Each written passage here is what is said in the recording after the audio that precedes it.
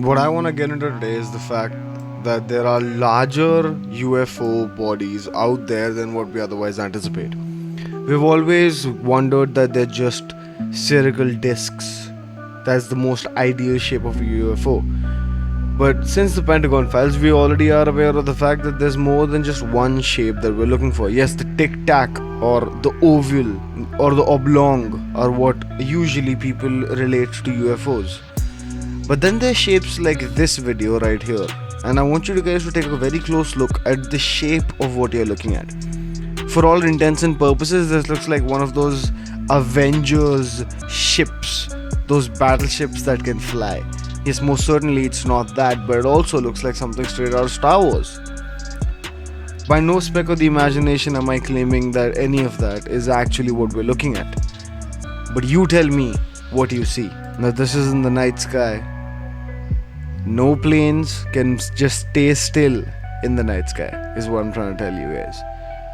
Helicopters, yes, they can, but a helicopter does not look like that. In any way, shape or form does not look like that. We move on to another video about a person just recording the night sky as they move along, and then these blue orbs just start shooting past.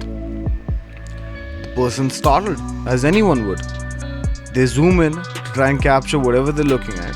Now most of us believe that this could be a play of lights, this could be exposures of the lights just bouncing off.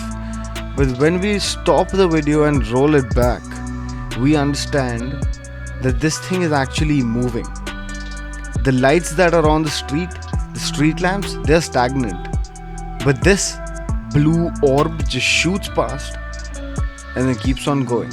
And as soon as the car starts to slow down to enter a gas station, that orb literally slows down with it, stops for a second and then darts right off.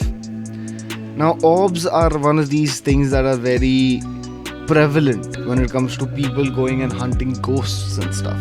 And hence they're always debunked just because of that. Because of the fact that you're gonna affiliate ghosts with orbs and spirits with orbs and all of that. When you're looking at the constraint of orbs and how you can comprehend them, what if we're looking at an entity that is not from our dimension at all? What if we're looking at some kind of a breach, some kind of an entangulation?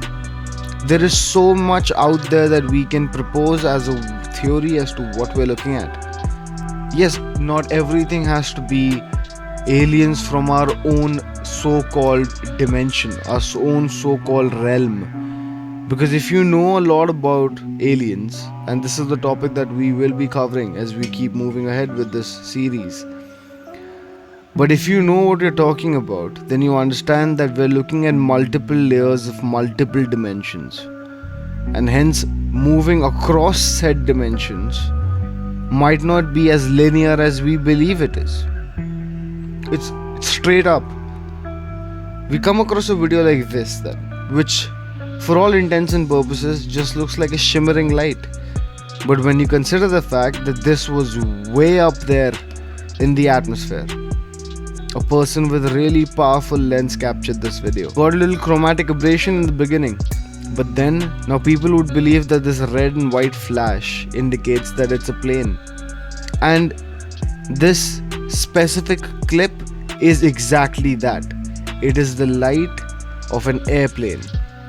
And that's why I wanted to put this out there so that you guys can also understand the fact that this is not about only showing you what is evidence. This is about trying to get you guys to understand that there's a difference. And you can't be so gullible that everything that you watch on the internet with the caption UFO sighting, you believe it. Like this image right here. This is taken from a video which has the night sky lit up super bright by the moon. Watch what happens as this video continues. If you are recording the moon at night and you come across not one but an orb that comes out of the moon and then splits into two different orbs way far out there, nowhere near the earth, what would your approach at what you're looking at be? You see, there are a lot more questions than there are answers, but this is exactly why this series is all about finding those answers, or at least trying to. Until disclosure, I'll see you soon.